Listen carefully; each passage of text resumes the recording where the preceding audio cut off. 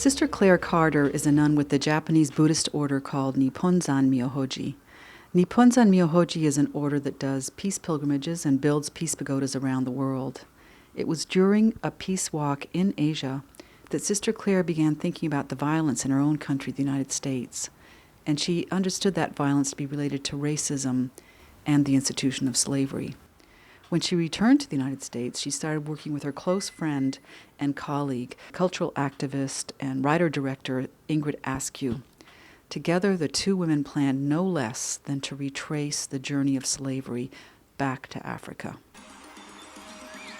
The Middle Passage refers to that middle part of the journey, the triangular journey, that started in Europe with manufactured goods, went down to Africa to trade the goods for ivory, gold, and human beings. And then the human beings were loaded into the holds of these ships and taken to the Americas. From the Americas, the ships went back to Europe with agricultural products and the raw materials of the land. That middle leg of the journey from Africa to the Americas, with Africans in the holds of those ships, is known as the Middle Passage. People died on the boat. They were just jammed up in the boat. Many people died. They had shackles on. They had no restrooms. Just like you would feed cattle, they'd come up and give them something to eat or give them some water. But they were never given the things as they wanted. If they wanted a drink of water, there was nothing. The first person and the last person I ever talked to who was brought from Africa as a slave, somebody by the name of Aunt Sally.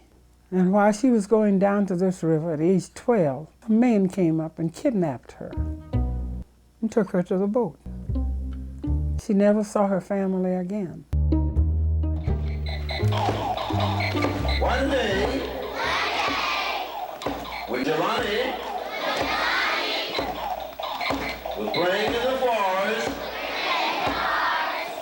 A strange man came. Took him away. Took him away.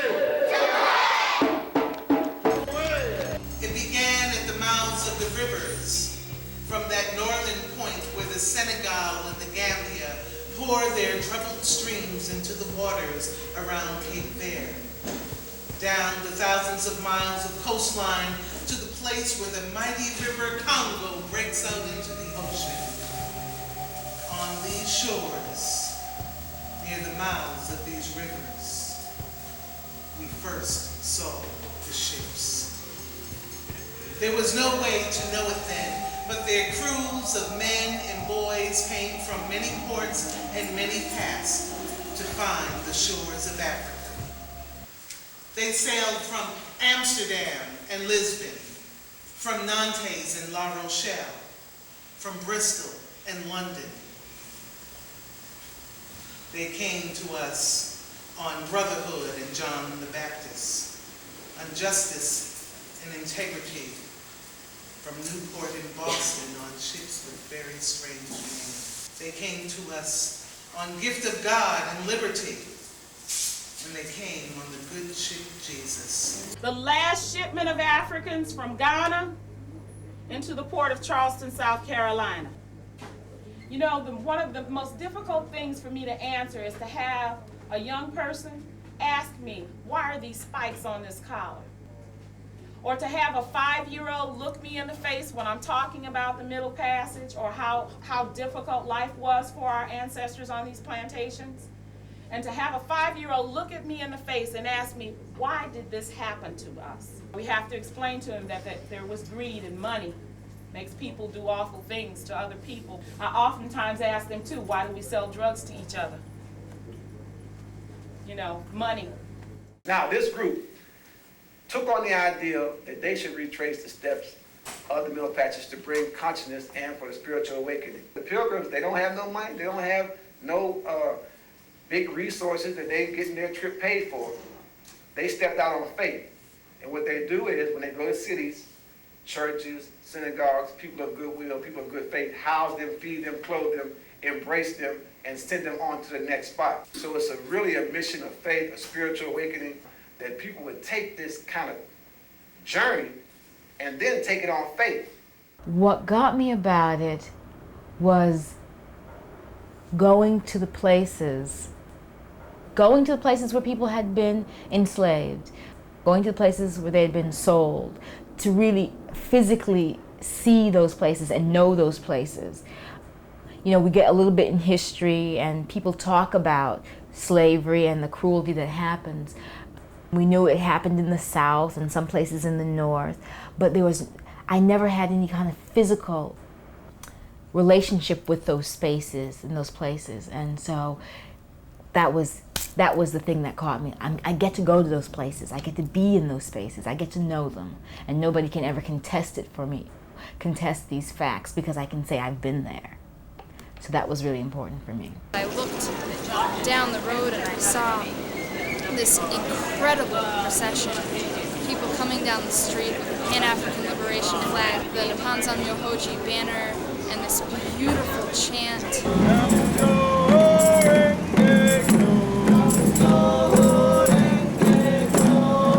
And it was just the most amazing thing I'd ever seen, and I was just so drawn to them. And I met with them and I talked with them, and I've basically been on the pilgrimage ever since. I called my parents in California. My dad was totally excited about it. My mom was excited, but she said, Regina, you know, this is going to cost a lot and a whole year. Friends have said, you're going to do that for a whole year? And my response is, well, it's just a year. Something like this, which resonates so true to me and is so important as I see it for humanity, you know, giving a year is just the first step. As soon as I heard about it, I knew that's what I would do. It's like a calling, I guess. My mom helped to organize. I was kind of there when the seed was planted and watched the ideas grow. At first I wasn't going to go on it, but then I decided that it was something important that I needed to do. Before I knew it, I was on the airplane coming here and was helping out in the office from May 1st, May 2nd. And here I am. Oh, God love you. Thank you. Everything just sort of jailed. There was just wind. And I felt like the ancestors were just kind of guiding me along. I'm still learning the art of surrender and the art of beingness and trusting to know that we're all in the place that we need to be right now at this time, at this moment. So it is. Thank you very much. Ashe.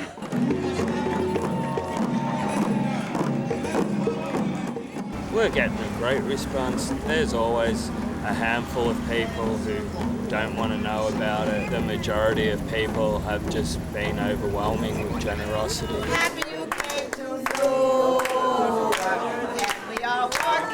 I just love it. I love being surprised about what we're going to eat for dinner, who's going to give it to us, where we're going to sleep, do we have showers or not. It's such a different world. It's just having trust and faith in people, in the Creator. It adds life to life. The large flag represents us here on the mainland who liberated, who made it. And the smaller flag represents our ancestors who, on their way over in the Middle Passages, did not make it. You're not free. Humanity is still not free by any means. This is a spiritual movement, a pilgrimage, a sojourn. It's very meditative, it's a prayer, and it's very healthy for us who walk. And it's very healing for us individually. It brings clarity into our lives, and it brings healing and clarity to the places that we go and to the people that we meet. Just know that we are your future warriors. Yeah. Hey. Yeah. All right. Spiritual warriors. We are very proud to be the ones who have been able to answer the call.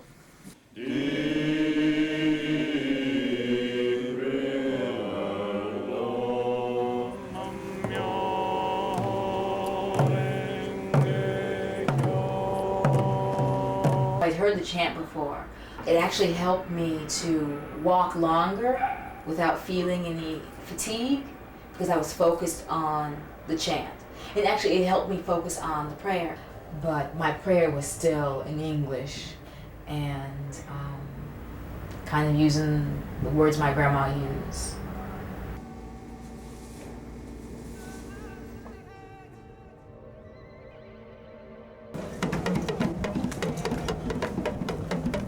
Outside, see inside. All everlasting, almighty, creative God, the giver of life, of all that is, of all that was, and of all that will ever be. We ask that you come and accept this. What song you supposed to be singing? Call on the great Mother Earth. Steal away. Steal away. This is your time, Mom. Please come and accept this drink. We are calling on all of our great ancestors. We ask you, Harriet Tubman, come and drink. Sojourner Truth, come and drink. Nat Turner, come and drink. Malcolm X, come and drink. Martin Luther King, come on and drink. All of you ancestors, we ask all of you to acknowledge this day, to acknowledge this movement, to acknowledge all of your children as we move forward in unity. Who's in there, Kobe? Yeah. It felt right to me, you know? And the man was, when I walked down there, I was like, I'm going in there. He was like, well, you're gonna get filthy. I don't know. And I was like, does it bother you? And he said, no. And I was like, well, I'm going in there. I just dove right in there, man. And it felt great. Jess, are you gonna crawl in? I laid in the soil, and I laid in that dark hole and just laid there. And I felt soothing, and I felt comfort. You would never think that a hole in the ground, like a gopher, could be so comforting until you are running from dogs and white men on horseback. Okay, let's set forth for the day. Let's say conscientious, focused, faithful, patient, tolerant, optimistic, and loving. 1994, when I was doing the walk with Nippon-san from Auschwitz to Hiroshima, I went as far as Vietnam. And Sister Claire had mentioned it when we were in the Czech Republic, and I committed to it back in '94. So here I am. You stayed in Vietnam? 33 days. 33 days? Visited lots of places. Yeah, I got to make amends, you know. So, but when it was all over, I couldn't go any further. I was just burned. It just seemed like that as far as I had to go. And then for the last 3 years, I've been getting ready for this one. Psychically, I'm ready, but my pocket ain't. The pocket's still empty. How much money do you have? Not much. Not enough? No way. But I don't know what enough is, see? However, I also knew that there were going to be a lot of people on this journey, a lot of different people. I knew that every day I was going to be in a different place. And I knew that I had difficulty sleeping when I was not in my own bed. So that was going to be a challenge for me. Many of us have never done anything like this before in our lives. And being used to a lot of the comforts that many in this American society are used to, this is one of the challenges that we take on as we walk this journey. The Middle Passage that we're retracing is like a very historical thing that everybody knows about. With the future that we have now is because of the past, and the present is still screwed up because we're not aware, or a lot of people aren't aware and aren't willing to really look at the truth of the past. And it's not that I knew the history that well, I just knew that if we walk the earth which carries the stories and hear the stories from the people in those communities, at least we're going to have to start opening up to a very different level, deepening the whole process around truly resolving this history of racism and truly healing it.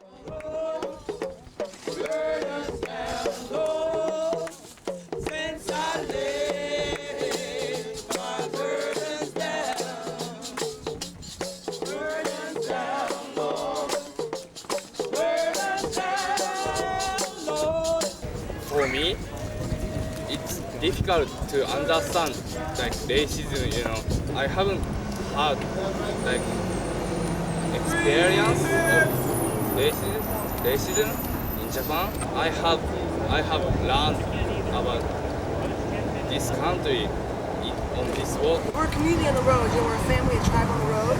So it's interesting to get the dynamics of just the daily, you know, up and at 'em, prayer, breakfast, you know, luggage, all the logistical stuff, and keeping the communication open between us, letting the information flow, dealing with our own racial like issues and growth. There's so many races among us. We have our own stuff to do.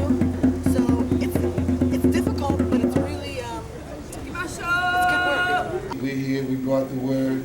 And everywhere we go, we're bringing the healing and the word. We're taking the energies of our ancestors as we go to all these sites. We take the energies of our ancestors back home. We take the neo-slavery, the educational system, the drugs, the alcohol abuse, the crime, the guns. We take that mentality.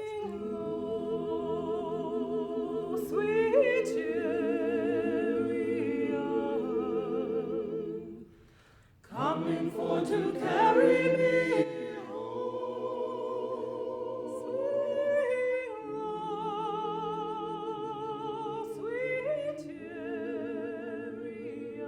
We are strategizing to get the word out to our membership and to notify people in Washington, Virginia, the Carolinas, North Carolina, South Carolina, all the way down to New Orleans to let them know that the Sojourner is coming through. So we're still doing things that will impact on what the Pilgrim is attempting to do, and that's to bring attention to our plight of the Middle Passage. We have walked many times from here to Washington. It was first experience, went further down to New Orleans. It was a tremendous experience for me. It was a very difficult one to see the psychological torture for the African American people, particularly by facing the history that their ancestors went through. Slavery did set us back. We do not have the grandfathers or the economic resources that our counterpart would have to sustain us, because we did not have the generations back to help us. This country has a very mean spirit now. There's no love. There's no sympathy for nobody. It lets you know that this country has gone to a selfishness. One thing I like about this pilgrimage is that they are interested in trying to break that spirit. First, I'd just like to welcome you. I'm the tour director for the museum. We have food for you, a place to rest. I think that takes care of immediate needs. Maybe I'll try that. Sure, it's smoked, but it don't have the salt. Just like This. Oh, a leg. Oh, a leg. Okay. One. Could I have two? Thank you. One of those. Thank you. Thank you very much. Oh yeah. I've got some collard greens mixed with okra, legs, cornbread, the right kind with, what do you call this, sweet potato pie. This is where you will find the Lincoln High School that was established 1 year after slavery. Union soldier stayed behind, and he set up that school, and the Congregational Church came along, and they eventually bought land and built the first school.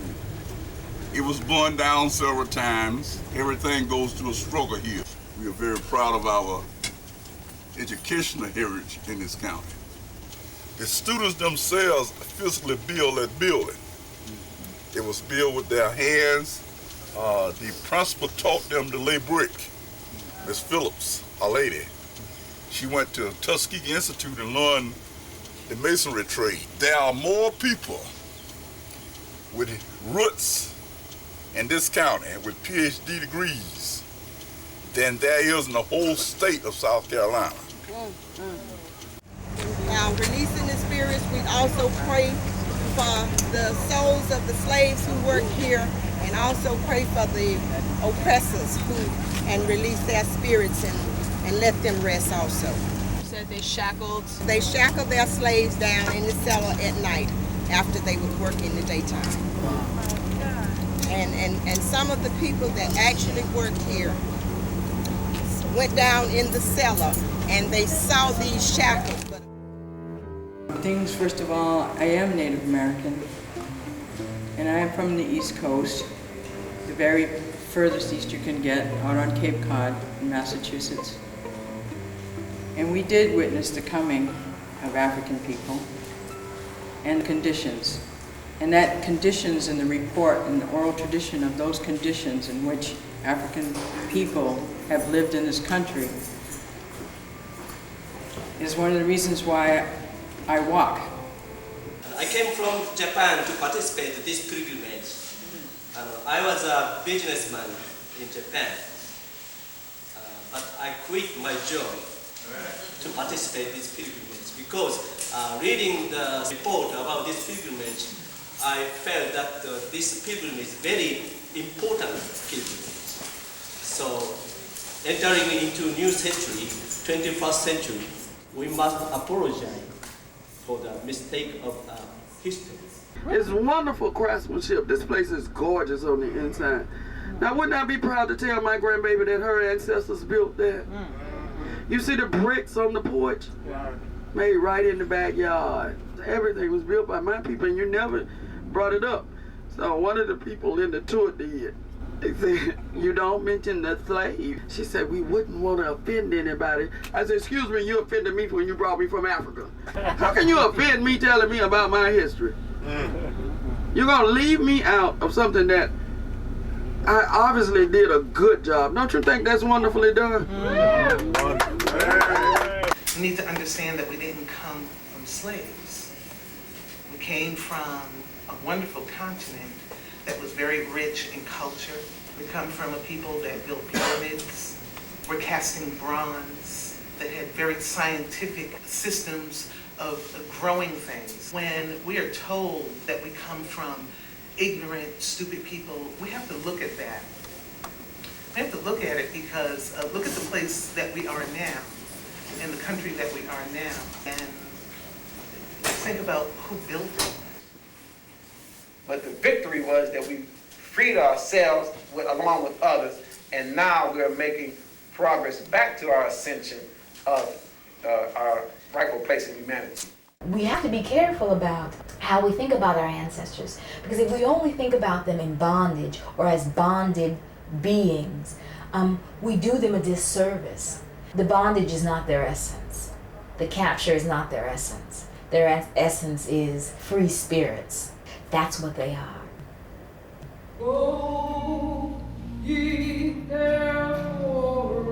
As we went out of the United States, the picture of the past history became more clear. The African descendants start feeling that journey is definitely there. At the same time, they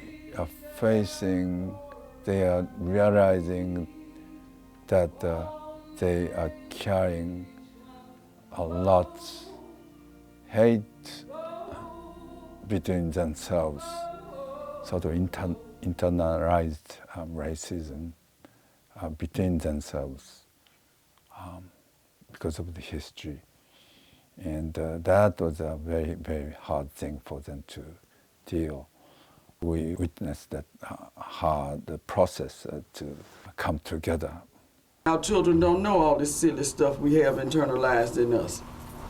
They have to learn it, and they learn it from us. When you're little, you don't care who you play with, as long as you're having fun. There's no color to fun, is it? We had to stay in a different place for a long time to figure how we're going to do this. We have to figure out how to be together in ways that are new and different, that support everyone, no matter what our background is. In us! When I listen very, very close to the prophets from the rich tradition Buddhism, and Christianity, and Judaism. I said to prophets, I'm not talking about the other side. The prophetic wing of Islam, the prophetic wing of Hinduism, the prophetic wing of African traditional religion, all of those folk who put at the center of their lives. But one of the greatest spiritual figures of the 20th century, John Coltrane, called the love supreme. Put that at the center of your life. And some change will take place, some transformation will take place. And this is as much about transformation on the inside as it is on the outside, but we know they go hand in hand. My real priority was the transformation that I needed to have in order to assist my ancestors. But as God and the universe would have it, I would have to deal with racism anyway. And I was thankful that the people who wanted this to be a major issue kept pushing it, because we did need to deal with it. And this American racism is like, a bit too much. I can always remember that I've experienced something very real with some white people. Let us work together, let us pray together, let us fight together, let us dance together, let us cry together, but in the end, let us keep our eyes on that prize, that love supreme that John Coltrane was able to articulate through his horn in a way that is unprecedented, because the notes that he played was the transfiguration of those guttural cries on those slave ships. Right. The blues that old sweet Lorraine Hansberry calls the sweet and sad indictment of misery. So you can sing, I've been down so long that down don't worry me no more in order to feel up. And you're gonna get the blues sometime marching. But just keep in mind that to dance off that treble and to sing off those blues is the attempt to reinforce and reinvigorate the love in your soul so that freedom and democracy can become a reality around the world. Thank you, Sister Amber. Thank you, Sister. Eventually, things came together and we could go on to Africa. Some people who really wanted to pursue that dream went down to South America, to Brazil, where there were a lot of descendants from African continent by the slave trade. They wanted to check out the scene down there and hope to find some way to go across the ocean. Before I went to sleep, I asked the universe, what do I do? Where should I go? I went to sleep, I woke up the next morning, the first conscious thought that came to my mind was just the word Brazil. And it took me a few seconds to realize this was the response to my question. And at that moment, when I realized that it was Brazil, I knew I was going to have a boat. I just knew. We spread in the different directions, but of course promising to see each other again in Africa somewhere. Some people stepped in and gave just enough fund to fly to Africa. So we're covering all the ports. We're looking from port to port to port to port to see if we can find this boat that's going to let us hitchhike a ride to Africa. Meanwhile, the other group then flew in. I'm here in order to rejoin the interfaith pilgrimage of the Middle Passage, which I walked on through the United States. And I'm going to meet the pilgrims in Goree Island and offer prayers for the spirits of those who departed from those shores forcibly, and also for the spirits of those who took them away. There she goes. Just to arrive in Africa was just, I can't tell you the feeling to finally arrive in Africa. Senegal as a whole was an amazing place. Just to be on the soil itself, and then on Goree Island, where there's actually, that was the first slave castle. dungeons that we visited when we were in Africa. Goree itself is a very small island, and it's one of the many places in West Africa where there were dungeons where millions, really, of abducted Africans were held, and then the slave ships would come and bring them to ports in the so-called New World. And arriving at the dungeon near the end of the day, the front door was locked, so this huge mass of the pilgrimage walked around to the back. This incredibly huge energy just was very present and took over. Ingrid was in this door of no return, watching this procession come. People started dancing, and one by one. We went back through the door of no return. The door of no return was, of course,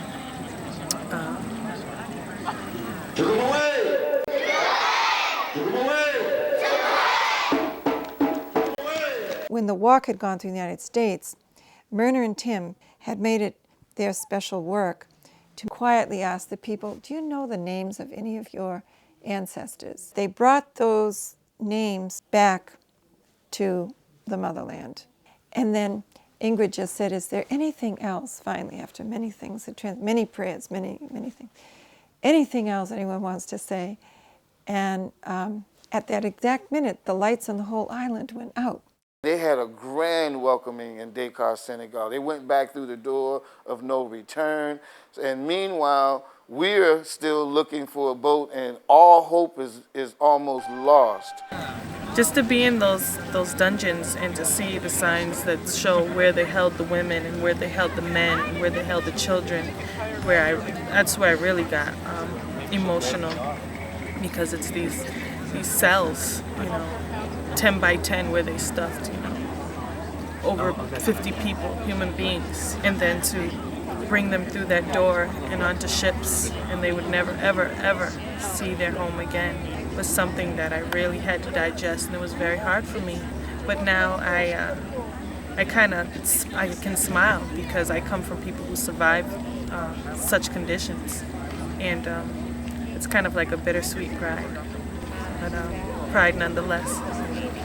We went to yacht clubs looking for boats. We searched the internet. A few days later, we ran into Pinckney by accident on March 1st, and he said no, because he had people. But I sensed that there was a transformation, that now that ship was ready for us. In Puerto Rico, that ship wasn't ready for us at all. The energy on the ship could not hold what it was that we were carrying.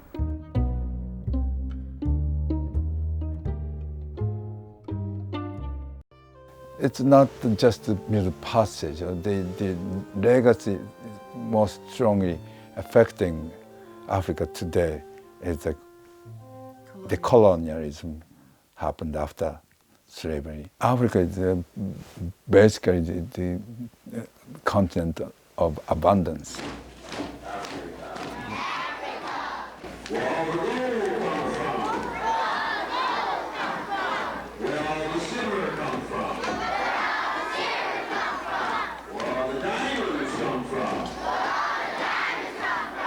People didn't have to, really labor to live. The nature was rich enough to sustain those people. We know the most hungry people are in Africa today. That day we met Pinckney again in Brazil. We didn't know he was there. But Smitty and I were talking, and I said, Smitty, really, that ship was not for us. That the energy wasn't there, and in order for that to be our ship, there's going to have to be a major transformation that goes on in order for us to be on that ship and for it to be our ship. And it was funny because Captain Pinckney, who had lost 30 pounds, told us that, there was crazy chaos that went on in Barbados. And it was that chaos that went on in Barbados that made that ship ready for us, I think. I was at just a cafe in Pellerino, and I recognized Regina. Then she told me that they were looking for a way to go to West Africa. I told them that the best I could do was that I could take two. from the ports of Bahia, Brazil, to the port of Tema, Ghana, 35 days.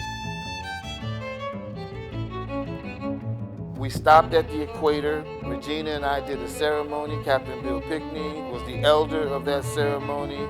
It is very important that somebody go across that middle passage.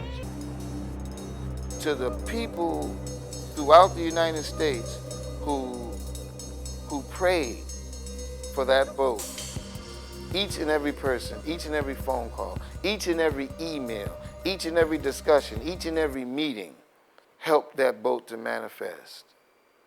And we're thankful for that. Zimbabwe! Shoot! Zimbabwe! Shoot! Zimbabwe! Shoot! We want for one people! One earth! One people! One earth! One people! One earth!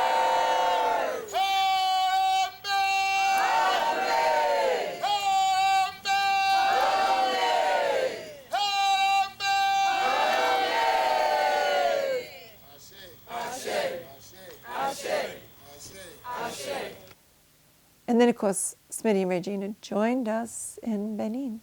They landed in Ghana, and by land, they had to travel just a little ways into Benin. This is the head of Vodun, Dagbo Hunan. He had put out a spiritual call. The village elder had had a vision that someday the children from Africa was going to come back to Africa with people of different races. And when we showed up, there was a big celebration. We were at his place of worship. It was a voodoo temple. I realized that moment that time is only now.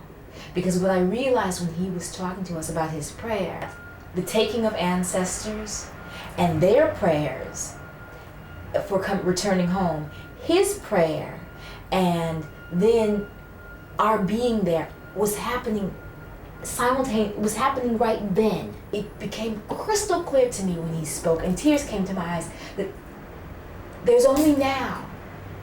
The prayer, the tears, the sorrow, the pain, the joy, the triumph and transformation is happening now.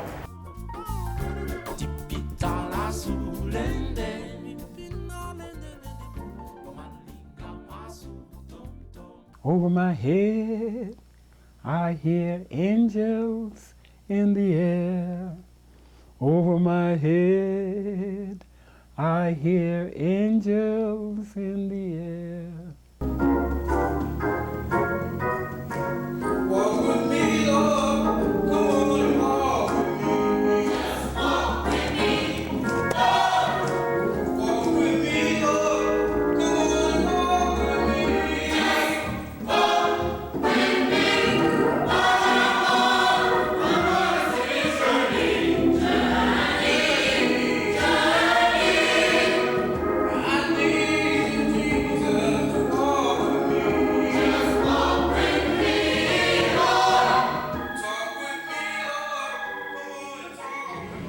Abdul Mueed.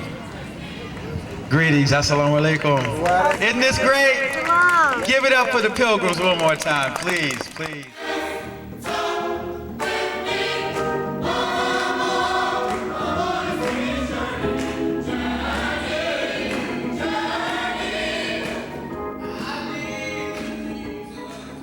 It's hard to kind of bring all these memories up again and to think about it. It's not that it's hard or painful, it's just so much a part of me now that it's something that I don't have to think about. It's more of a feeling. Over my head, I hear angels in the air. Over my head, I hear angels in the air. Over my head, I hear angels in the air. Surely there's a God somewhere. And I felt so happy.